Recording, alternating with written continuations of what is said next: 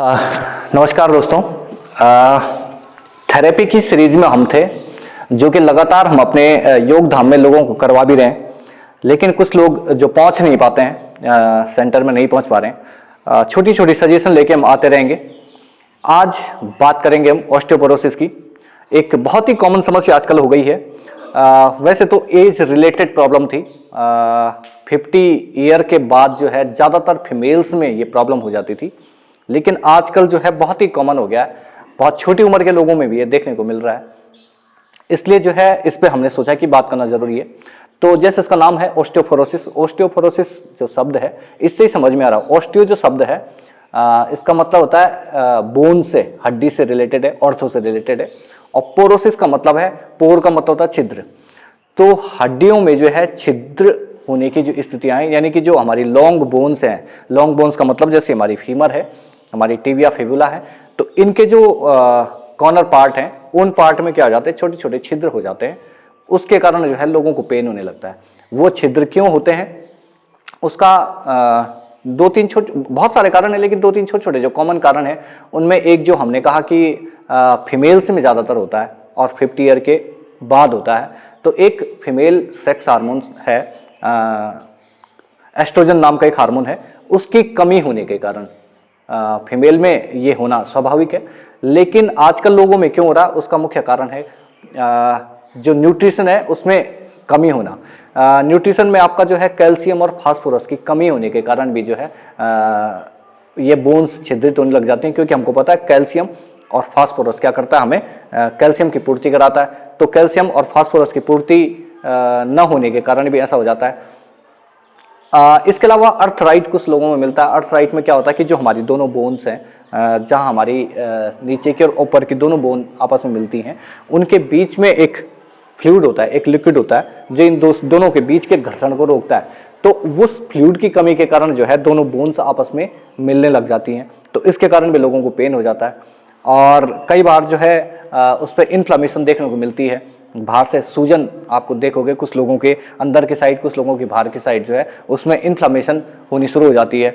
ये अर्थराइट भी दो तीन टाइप के हैं। गाउट्स हो जाता है, यूरिक एसिड बढ़ जाता है, रिमेटॉइड हो जाता है। तो ये अलग अलग समस्या हैं जॉइंट से रिलेटेड। बहुत सारी ऐसी प्रॉब्लम आजकल हमको हर वर्ग, हर उम्र के लोगों को देखने को मिल रहा है। कई बार बहुत ज़्यादा फिजिकल एक्टिविटी, जो स्पोर्ट्समैन्स होते हैं, उनको बाद में ज़्यादातर ये दिक्कतें हो जाती हैं। तो इनके कारणों पे हम नहीं जाएंगे, हम जाएंगे इसकी थेरेपी पे, इसके ट्रीटमेंट पे, किस तरीके से कौन कौन सी हम योगिक एक्सरसाइज करें कि इनसे हमें राहत मिलेगी, और धीरे धीरे से राहत मिलती जाती है। तो आओ स्टार्ट करते हैं हम ये वाला कि किस तरीके से इस थेरेपी करेंगे। आप सीधे पीठ के बल जो है आराम से लेट जाएं, पीठ के बल आराम से लेटे रहें, बॉडी पोस्चर आपका सीधा रहे, आराम से इसी तरीके से लेटे रहें। इसके बाद आपको करना क्या है, क्योंकि ज़्यादातर यहाँ पर कुछ लोग, ज़्यादातर पेन जो है ये घुटने वाली जगह पे लोगों को होने लगता है। तो इसमें आपको करना क्या है, घर में आपके पास तकिया हो या कुछ नहीं तो किसी कपड़े को रोल करके जो है आप आराम से जो है इस घुटने के नीचे रख दें। आराम से ठीक घुटने के नीचे इस रोल को रख दें। इस रोल को रखने के बाद क्या करें, आराम से इसको दबाएं। सिर्फ घुटने वाली जगह को आप आराम से दबाएं आराम से, कुछ देर दबाएं, काउंटिंग करें 1 2 3 4 5 6 एंड फिर रिलीज। आराम से फिर से इसको रिलैक्स करें, फिर इसको दबाएं, आराम से इसको दबाएं, आराम से दबाएं। ये पंजा अंदर की तरफ खींचें, ये पंजे को अपनी तरफ खींचें, आराम से इसे खींचे रखें, यहाँ से दबाए रखें, कुछ देर ऐसा करें। फिर से पंजा रिलीज एंड घुटना भी रिलीज। ऐसा आपको जो है एक पैर से कम 10 बार करना है। और ये नहीं कि सिर्फ एक पैर में दिक्कत है तो दूसरे पैर से नहीं करनी, दूसरे पैर से भी आपको ये प्रोसेस लगातार करनी है। 10 बार एक पैर से, 10 बार दूसरे पैर से। इसके बाद क्या करेंगे, इसको हटा दें। जिस पैर में आपको प्रॉब्लम नहीं है उस पैर को हल्का सा मोड़ दें, उस पैर को हमेशा मोड़ दें। इतना ही, घुटने, जो आपका घुटना है घुटने के बराबर में आपका ये पैर रहे, इस तरीके से इसको मोड़ दें। फिर स्लोली इस वाले लेग को, जिसमें पेन है, इसको क्षमता अनुसार, जितनी आपकी क्षमता है इतना उठा दें, आराम से यहाँ रिलैक्स करें। और ये पंजा अंदर की तरफ खींचें, कुछ देर यहीं रुकें। इसमें भी आप चाहे तो काउंटिंग करें 1 2 3 4 5 6। फिर स्लोली पहले पंजा सामने करें और उसके बाद स्लोली इसको डाउन। तो ये प्रोसेस भी है, आपको लगभग 10 बार इस वाले पैर से करनी है और 10 बार इस वाले पैर से करनी है। लगातार ये 2 प्रैक्टिस जो हैं आपके जो घुटनों की जो प्रॉब्लम है उनको दूर कर देंगी। आप पैर एक बार सीधा, पैर सीधा, यहाँ भी आप जो है दोनों पंजों को, पैर सीधे करें, दोनों पंजों को अपनी तरफ खींचें, दोनों पंजों को अपनी तरफ खींचें। थोड़ा सा आपका जो तनाव है आपकी काफ मसल्स में और आपकी जो बैक की मसल्स हैं, थाइस की मसल्स हैं, उन मसल्स में हल्का सा तनाव आने दें और फिर सांस छोड़ते हुए रिलैक्स, फिर सांस भरते हुए वापस, सांस भरते हुए वापस, कुछ टाइम इस तरीके से होल्ड करें और फिर रिलैक्स।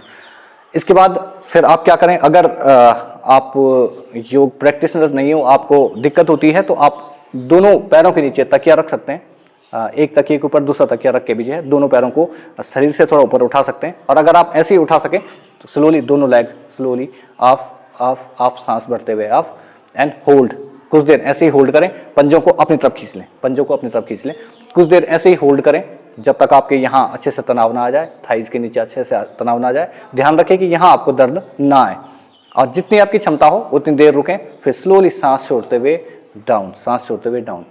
एक बात मैं बता दूं, योगिक एक्सरसाइज में हम ब्रीथिंग पे बहुत ज़्यादा फोकस करते हैं। ब्रीथ का इसलिए इसमें मेन रोल है। आपको 2 इसमें इफेक्ट देखने को मिलेंगे। एक तो डायरेक्ट, जो कि हम इस लेवल पे काम कर रहे हैं, आप जब यहाँ से पैर को खींचोगे या पैर को ऊपर उठाओगे तो यहाँ आपके एक तनाव आएगा, एक प्रेशर आएगा जो कि यहाँ की मसाज करेगा। दूसरा जो हम कह रहे हैं कि ब्रीथिंग का एक फ़ायदा ये होगा, क्योंकि माइंड के लेवल पर जब आप काम करते हैं, जब आप ब्रीथ अगर आप खींचोगे तो आप पूरा फोकस करोगे। आपका जो हार्मोनल सिस्टम है, आपके ब्रीथिंग के साथ आपका हार्मोनल सिस्टम सही हो जाता है। और जो हार्मोन्स, जैसे हमने कहा कि फीमेल्स में एस्ट्रोजन की कमी के कारण ये हो जाता है, तो वो हार्मोन्स प्रॉपर निकलने शुरू हो जाते हैं। और कैल्शियम फास्फोरस, कई बार क्या होता है कि हम न्यूट्रिशन से कैल्शियम फास्फोरस तो प्रॉपर ले रहे हैं लेकिन उसका एब्जॉर्प्शन नहीं हो पा रहा है। उसके लिए भी रिस्पॉन्सिबल बहुत से हार्मोन्स हैं, हमारी बॉडी में बहुत से हार्मोन्स हैं, जिम्मेदार हैं कि उसके कैल्शियम और फास्फोरस का जो एब्जॉर्प्शन उसके लिए करें। तो इसलिए हम ब्रीथिंग एक्सरसाइज जो है हमेशा कराते हैं। कुछ भी एक्सरसाइज करनी हो उसके साथ ब्रीथिंग एक्सरसाइज, ब्रीथ का आप विशेष ध्यान रखेंगे। जैसे दोनों लेग आपस में मिलाओ, राइट लेग को ऑफ, एक राइट लेग ऑफ करो और सांस भरते हुए ऑफ, नॉर्मल ब्रीथ, यहाँ पे सांसें नॉर्मल, पंजा अपनी तरफ खींचें, ऐसे ही कुछ देर होल्ड करें, सांसें सामान्य चलती रहेंगी, सांसों पे समय कोई प्रयास नहीं होगा। फिर आप पंजा छोड़ेंगे, सांस छोड़ते हुए स्लोली कंट्रोल में डाउन, कंट्रोल में डाउन, कंट्रोल में डाउन। ऐसी प्रैक्टिस आप करते रहेंगे तो धीरे धीरे आपका जो है ये घुटनों का जो दर्द है ये चला जाएगा। अच्छा, कुछ लोगों में जो है ज़्यादातर यंग जो मेल्स हैं उनमें क्या होता है कि बैक पेन की बहुत ज़्यादा दिक्कत है। बैक पेन की मतलब जो लोअर बैक है, एक ऑटोइम्यून डिसऑर्डर हो जाता है कि आप लंबे समय से अगर लेटे हुए हो, उसके बाद आप अचानक उठें तो कुछ समय आप उठ नहीं पाते, आपको लगता है कि आपकी पूरी बैक जकड़ गई है। तो उसके लिए एक छोटी सी एक्सरसाइज है, दोनों घुटने फोल्ड करके, मरकटासन इसको कहा जाता है। तो इसमें जो है लेफ्ट, सांस छोड़ते हुए लेफ्ट, कुछ देर ऐसे ही रुकें, फिर सांस भरते हुए बीच में, सांसों का विशेष ध्यान रखें, और फिर सांस छोड़ते हुए दूसरी साइड, फिर सांस भरते हुए बीच में और फिर सांस छोड़ते हुए अपोजिट साइड, फिर सांस भरते हुए बीच में एंड टोटल रिलैक्स, दोनों पैर सामने। तो ये जॉइंट से रिलेटेड समस्याएं हैं, आज हमने बात की ऑस्टियोपोरोसिस पे। 2-3 छोटी एक्सरसाइज हैं, आपको दिन का 15-20 मिनट अगर आप निकाल पाएँ तो बहुत जल्दी आपको इन 2-3 छोटी एक्सरसाइज से निजात मिल पाएगा। फिर किसी अन्य डिजीज पे बात करेंगे। Thank you.